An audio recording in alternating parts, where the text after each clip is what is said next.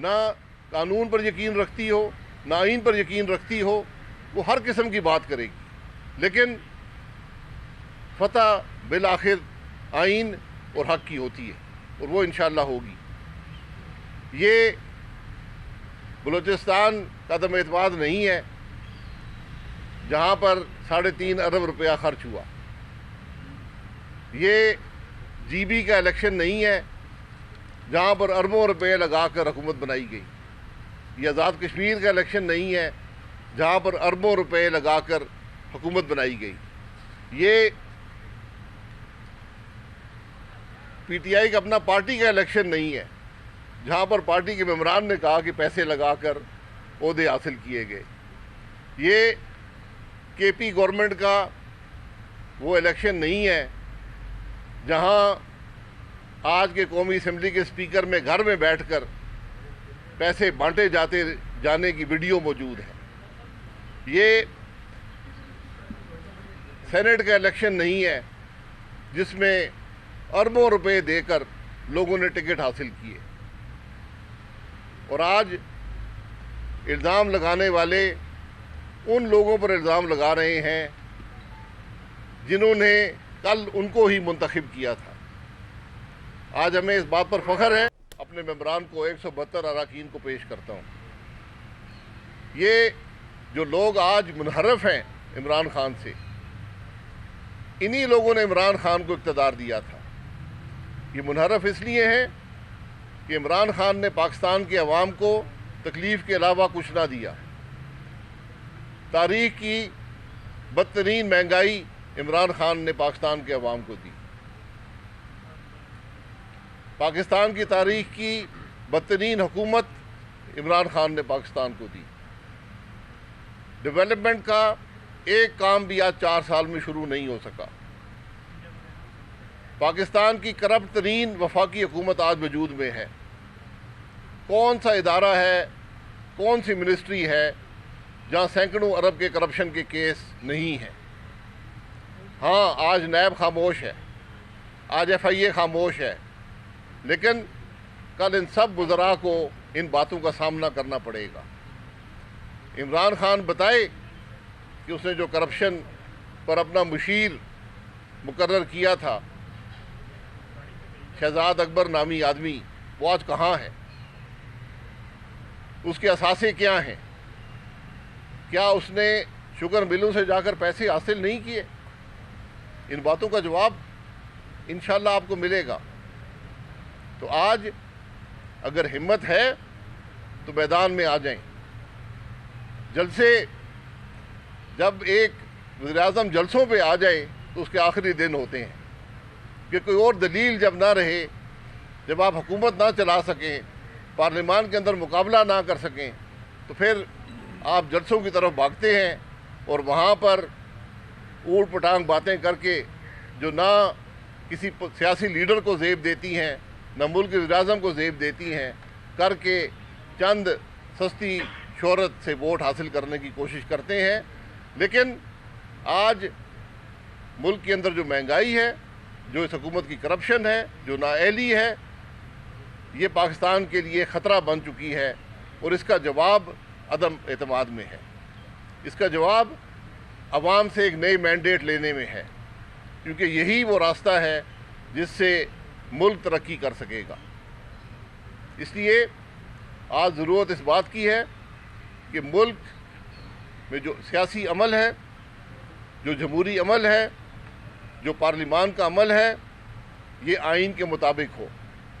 جو آئین توڑے گا، وہ چاہے اسپیکر ہو، چاہے پرائم منسٹر ہو، چاہے وزیر ہو، کل آرٹیکل 6 کا سامنا کرنا پڑے گا۔ یہ مذاق نہیں ہے۔ آپ گالیاں نکال سکتے ہیں کسی کو، آپ لوگوں کی حد تک کر سکتے ہیں، آپ الزامات لگا سکتے ہیں، 4 سال آپ لگاتے رہے۔ اللہ کا کرم ہے کہ پاکستان مسلم لیگ نون کی حکومت پر، اس کی قیادت پر ایک پیسے کی کرپشن کا الزام آج تک 4 سال میں عمران خان نہ لگا سکا۔ ہم نے بارہا چیلنج کیا ہے، آج بھی تمہارے پاس 4 دن ہیں، آج بھی کوئی الزام لگا کے دکھا دو کہ ہماری حکومت میں کون سی کرپشن ہوئی ہے۔ تمہارے الزامات کی فہرست اتنی لمبی ہے کہ وہ ختم نہ ہونے کو آئے گی۔ یہ انشاءاللہ آپ دیکھیں گے اس ملک میں کہ احتساب کا حقیقی عمل کیا ہوتا ہے، اور جن لوگوں نے عوام سے دھوکہ کیا ہے، اس ملک کو لوٹا ہے، انشاءاللہ ان کو اس کا جواب دینا پڑے گا۔ عوام کی آنکھوں میں دھول نہیں جھونکا جا سکتا۔ لوگ دیکھتے ہیں کہ ملک کے اندر کیا ہو رہا ہے، لوگ جانتے ہیں کہ ملک کے حالات آج کیا ہیں۔ آج واز کرنے سے، لوگوں کو گالیاں نکالنے سے، معافیاں مانگنے سے کام نہیں چلے گا۔ آج وقت کی ضرورت ہے، ملک کی ضرورت ہے، اس سیاسی عمل کی ضرورت ہے، آئین کی ضرورت ہے کہ ملک کے نظام کی بہتری عوام کے ہاتھ میں ہے، عوام کے نمائندوں کے ہاتھ میں ہے، اور اس میں جو مداخلت کرے گا وہ عوام سے غداری کرے گا، اور اس کا جواب انشاءاللہ اس کو دینا پڑے گا۔ یہ کنٹینر کی سیاست کا وقت ختم ہو چکا ہے۔ آپ بدقسمتی سے چوری شدہ الیکشن میں ملک کے حکمران تو بن گئے، لیکن کنٹینر سے نہ اتر سکے، اور آج جس مشکل میں ملک ہے، جس مشکل میں اس ملک کے عوام ہیں، اس کا جواب انشاءاللہ پاکستان کے عوام سب سے پہلے قومی اسمبلی میں آپ کو عدم اعتماد کی صورت میں دیں گے، اور اس کے بعد انشاءاللہ پاکستان کے عوام الیکشن میں آپ کو اس کا جواب دیں گے۔ شاہد صاحب یہ بتائیے، ایک تھوڑا سا میں ایڈ کر دوں۔ دیکھیے، یہ حکومت جو ہے اپنی ناکامی کو دیکھ کر اب مذہب کارڈ استعمال کر رہی ہے، اور پورے ملک کے اندر وزیر اعظم صاحب اسلام کا نام اپنی گندی سیاست کو بچانے کے لیے استعمال کر رہے ہیں۔ امر بالمعروف اسلام کا ایک بڑا مقدس فریضہ ہے۔ امر بالمعروف کا یہ مطلب نہیں ہے کہ آپ چینی مافیاز کے ذریعے اربوں روپے غریبوں کے لوٹیں۔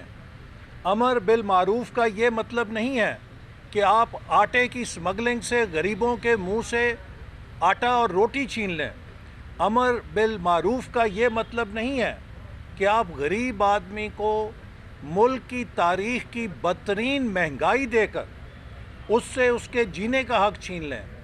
امر بالمعروف کا یہ مطلب نہیں ہے کہ آپ نوجوان سے بدترین بے روزگاری دے کے عزت کے ساتھ جینے کا حق چھین لیں۔ امر بالمعروف کا یہ مطلب نہیں ہے کہ آپ ملک کے اندر تاریخی اور بدترین غربت کی سونامی عوام پر توڑ دیں۔ امر بالمعروف کا یہ مطلب نہیں ہے کہ آپ میڈیا کا گلا گھونٹیں۔ امر بالمعروف کا یہ مطلب نہیں ہے کہ آپ آئین کو پامال کریں اور قومی اسمبلی کو اپنی ذاتی جگیر بنائیں۔ امر بالمعروف کا یہ مطلب نہیں ہے کہ آپ سپریم کورٹ کے فیصلوں کو اپنے جوتی کی نوک پہ رکھیں۔ امر بالمعروف یہ بھی نہیں ہے کہ آپ بدعہدی کریں، آپ جھوٹ بولیں، آپ امانت میں خیانت کریں اور آپ گالی گلوچ کریں۔ امر بالمعروف یہ بھی نہیں ہے کہ آپ اپنے ملک کو اپنی نالائکی اور نااہلی کی وجہ سے بدترین قرضوں کے بوجھ کے اندر جکڑ کے اس کی خود مختاری داؤ پہ لگا دیں۔ یہ دین کا ایک بڑا مقدس فریضہ ہے۔ عمران نیازی صاحب، اپنی ناکامیوں کو، اپنی شکست کو چھپانے کے لیے مسلمانوں کے عقیدوں سے نہ کھیلو۔ ہم سب مسلمان ہیں اور تم کوئی ہم سے بڑے مسلمان نہیں ہو۔ اپنی کارکردگی کی بات کرو۔ آؤ آ کے قوم کو بتاؤ کہ تم نے مہنگائی میں کتنی کمی کی ہے، قوم کو بتاؤ تم نے کتنا روزگار دیا ہے، قوم کو بتاؤ کہ سب کے سامنے مودی کشمیر کو اچک کے کیسے لے گیا اور تم خاموش تماشائی بنے رہ گئے۔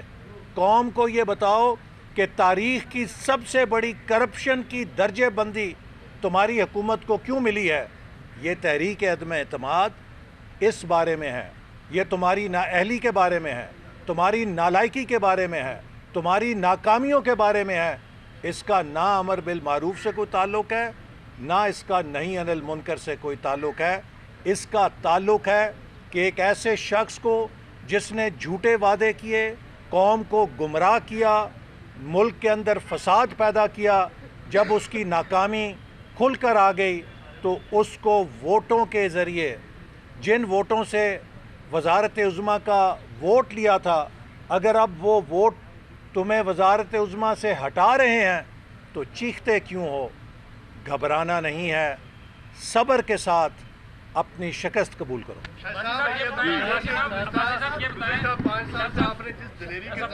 बताइए और वो ढका छुपा नहीं है, आपने हमेशा वोट की इज्जत की बात की, लेकिन जो सिंध हाउस में हुआ, आप समझते हैं वो वोट की इज्जत है? सिंध हाउस में क्या हुआ? सिंध हाउस में हमला किया गया, ये हुआ है सिंध हाउस में। कौमी असम्बली के मेंबरान हैं, मैं अपने घर में रहता हूँ, कुछ पार्लियामेंट लॉजेस में रहते हैं, कुछ होटलों में रहते हैं, कुछ सिंध हाउस में रहते हैं, कुछ पंजाब हाउस में रहते हैं। ये उनकी रहने की जगह है, उसमें क्या मुश्किल है? वैसा वो जलील शतपुरी वाला मंजर तो याद है पूरी कौम को, पंजाब असम्बली में जो हुआ था, जो लोटे उनके सर पे रखे गए थे। ये बात तो वही पूछ रहे हैं जी। बात उसमें फ़र्क है, वो लोग अपोजिशन छोड़कर इक़्तिदार में जा रहे थे मुफाद के लिए। यहाँ पर लोग इक़्तिदार को छोड़कर अपोजिशन के साथ अदम एतमाद में शामिल होना चाहते हैं, उस शख्स से निजात के लिए जिसको उन्होंने वोट देकर बनाया था, और उस अमल के लिए वो अपनी सीटें भी कुर्बान करने को तैयार हैं। ये बड़ा फ़र्क है। इसीलिए अदम एतमाद का निज़ाम जो है वो आइन में रखा गया है कि जब हुकूमत के मेंबरान ये महसूस करें कि हमारी हुकूमत नालायक है, नाकाम है, करप्ट है, अवाम को तकलीफ दे रही है, तो उसे निजात हासिल कर सकें। शायद साहब ये बताइए, एक तो कुछ इदारों के खिलाफ पीटे, ट्रोल्स ने बाकायदा सोशल मीडिया पर मुहिम शुरू कर दी है कौमी इदारों के ऊपर, और इतनी शिद्दत से मुहिम चलाई जा रही है कि जूते मारेंगे, पीटेंगे। एक तो इसके बारे में आप क्या कहते हैं? दूसरा सर ये बता दें कि स्पीकर ने अपने जो आज आर्डर जारी किया उसमें कहा है कि चूँकि OIC कॉन्फ्रेंस है, तो सर OIC कॉन्फ्रेंस तो 14वें-15वें दिन जाके है, उससे पहले तो 14 दिन में तो ये किसी वक्त भी बुला सकते थे, दूसरे दिन बुला सकते थे, तीसरे दिन बुला सकते थे। उसके बारे में आप क्या कहते हैं? वो तो आइन की, उसको तो आइन नहीं रोक रहा था। देखिए, स्पीकर का जो अमल है मुकम्मल बदनीयती पे मबनी है, इसमें कोई दो राय नहीं है। स्पीकर पहले दिन से जानिबदार था, आज भी जानिबदारी का मुजाहरा कर रहा है, और मेरी उनसे दरख्वास्त है कि अगर आपको इज़्ज़त की परवाह नहीं है, अपनी इज़्ज़त की परवाह नहीं है, असम्बली के वक़ार की परवाह नहीं है, लेकिन आइन की परवाह तो कर लें। आइन, कानून, असम्बली के रूल और रवायात देख लें, उसकी पासदारी करें, वरना ये मुल्क आपको माफ़ नहीं करेगा। और पहला हिस्सा सर, कौन सा? पहला वो इदारों के खिलाफ जो मुहिम, इदारों के खिलाफ मुहिम जो सोशल मीडिया पर चलती है, इदारे खुद उसका जवाब दे देंगे। लेकिन ये PTI की रवायत रही है, जिस मुल्क का वज़ीर-ए-आज़म दूसरों को गालियाँ निकालता हो, उनकी हद तक करता हो, इल्ज़ामात लगाता हो, धमकियाँ देता हो, तो उसके पैरोकार भी वही काम करेंगे। तो अब वो किसी का न एहतराम इस जमात के अंदर है, क्योंकि वो अपने वज़ीर-ए-आज़म का पीछा करते हैं। तो ये गालियाँ वो देते रहेंगे, लेकिन जो हकीकत है वो पाकिस्तान के अवाम पे आया हो चुकी है। बात है कि नवाज शरीफ अदम एतमाद की तहरीक पेश होते ही पाकिस्तान आने का ऐलान कर सकते हैं, आपके पास क्या इतलात है? दूसरा ये बताइएगा कि इत्तेहादियों ने इमरान खान को मशवरा दिया है कि विदिन पार्टी चैन लाया जाए, अगर ऐसी कोई सिचुएशन बनती है तो अपोजिशन का क्या किरदार है? आपने मुझे इतला दे दी है नवाज शरीफ साहब की, तो मैं पता कर लेता हूँ। मुझे इतला नहीं है। नवाज शरीफ साहब इलाज करवा कर आएंगे, इत्तेहादी मशवरा उनको दें, उनका अपने इत्तेहादी हैं, लेकिन वो भी उनका साथ छोड़ चुके हैं, वो भी आज तंग हैं, वो भी हुकूमत का बोझ नहीं बर्दाश्त कर सकते। शाह साहब ये बताएं कि आप स्पीकर पे जानबदारी का इल्ज़ाम तो लगा रहे हैं, लेकिन क्या वजह है कि अपोजिशन ने स्पीकर के खिलाफ अदम एतमाद का जो ऑप्शन है वो ड्रॉप किया? इस पे बहस भी हुई, लेकिन उसको ऑप्शन को लेके नहीं आए आप। मसला हुकूमत से निजात का है, तो ये अदम एतमाद जो है वो प्राइम मिनिस्टर के खिलाफ किया गया है, बाकी तो सब उसके मोहरे हैं। भाई साहब, इसी के साथ जो है, क्या आर्टिकल 6 का मुकदमा दर्ज किया जाएगा, दायर करवाया जाएगा जब भी नून लीग आती है स्पीकर के खिलाफ?